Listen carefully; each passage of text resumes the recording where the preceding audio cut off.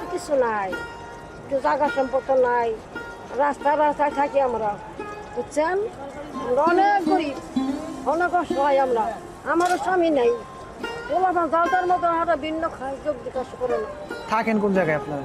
নৌকায় থাকেন নাকি? না, আমি নৌকায় থাকি না, একজনের ঘরে থাকি। একজনের ঘরে থাকেন?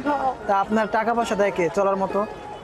ওই কিছু কিছু পোলারা দেয়, খাই। আপনার সন্তান কয়জন? সন্তান আছে বাবা 9 জন, মেয়ে দিয়ে দিছি। পোলারা ভিন্ন খায়, যার যার মতো আলাদা খায়। গেলে 20-50টা আমার দেয়, তাই আমি খাই। আর এই যে যদি কোনো অসুখ বিসুখ হয় সেই ক্ষেত্রে দেখে কে? আল্লাহ দেয় বাবা, ওই যে পোলারা দেয়, তাই চিকিৎসা করি। আচ্ছা, এমনি আপনার ছেলেরা কি করে?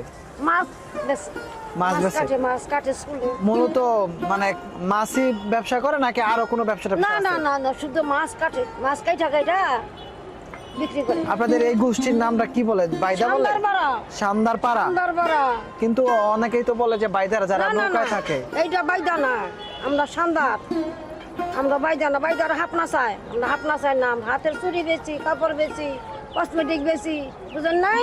এগুলো বেশি, আমরা খেলনা মেলনা বেশি। ও আচ্ছা, সাপের খেলা দেখাতে পারেন না না? না না না, আপনারা কখনো সাপ ধরেন না? না না না না। আচ্ছা, তো ওই জায়গায় রান্না করতেছিল কে? আপনিই তো? না, আমার আমার বইটা। ও আচ্ছা, আপনার বোন। ওইটা বড় বই। আচ্ছা আচ্ছা, তো আরেকটা কথা জিজ্ঞাসা করি, আপনাদের যেহেতু সয় সম্পত্তি নাই, হঠাৎ আল্লাহ না করুক কেউ একজন যদি মারা যায়, সেই ক্ষেত্রে তাদেরকে মাটি দেওয়া হয় কই? এই জায়গায় ভিতরে জায়গা আছে। এটা কি আপনাদের মানে সবাই? হ্যাঁ, সবাই সরকারি জায়গায় তো থাকতে আছে 100-150-200 বছর ধরে এই জায়গায়। হ্যাঁ, নিমাটি দেয়। এখন যদি সরকারের লোক যদি এই জায়গাটুকু ভাঙা দেয় বা ওনারা অন্য কোনো প্রকল্প বানাবে, সেক্ষেত্রে আপনারা কই যাবেন? যেখানে পাই হেনে যাবো গো, যেখানে বাঁচতে পারি হেনে যাবো। হেনে যাবেন? ওই জায়গা থেকে উঠাই দিল, তারপরে কি করবেন? তাহলে বাবা আর কি করবো, করার কি শাসা বাবা, তো জায়গা সম্পত্তি যদি পাইতাম বাবা, আমরা ঘর তুলে থাকতাম। তো আপনারা এই বিষয়ে এই শানদারপাড়া এটার মানে কি? এইটা শানদারপাড়া, এটা মানে কি, আমার গোষ্ঠীরা এই কাপড় বোনায় না, সানা তোর করতো, এর লেগে শানদারপাড়া নাম হয়েছে। শানদার, আমরা বেদনা। এই জন্য মানে আপনাদের যে গোষ্ঠীর লোকগুলা আগে কাপড় বোনাইতো, সেই ক্ষেত্রে সানা তোর করতো, সানা। আচ্ছা, বাঁশের হলা তোর করতো আগে। তো ওনারা এখন এগুলা করে না? না, এখন নাই, তোরা মারা গেছে বাবা, কত সবাই মারা গেছে, কিন্তু বাপ দাদার তো কাজ কাম রাখা দেয় ওকে, খায়, কিন্তু তারা অন্য পেশা করে আর কি। হ্যাঁ হ্যাঁ, অন্য কিছু করে খায়। আচ্ছা, বুঝতে পারছি। ঠিক আছে, ধন্যবাদ। আর আন্টি, আপনি কিছু বলেন, আপনার কষ্টের সমস্যাগুলো বলেন একটু।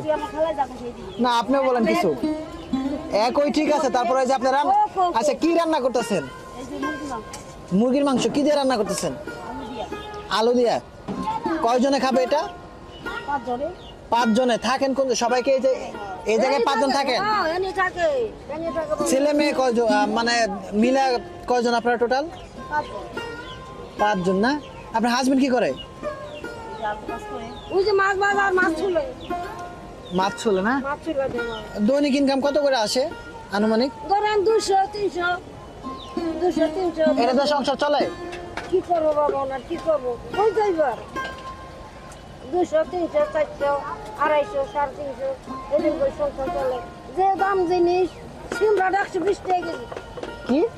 সিম 120 টাকা কেজি। আর কি কি? আলু হয়েছে 70 টাকা কেজি, পেঁয়াজ হয়েছে 120 টাকা কেজি, 150 টাকা কেজি। পচা পেঁয়াজ আনি আমরা 80 টাকা কেজি। পচা পেঁয়াজ কইরা জায়গা এগুলি খাই। 10 টাকার আলু কিনছিলেন, দিছে আলু? দিছে 10 টাকার আলু কই দেখি? 10 টাকার আলু দেখান।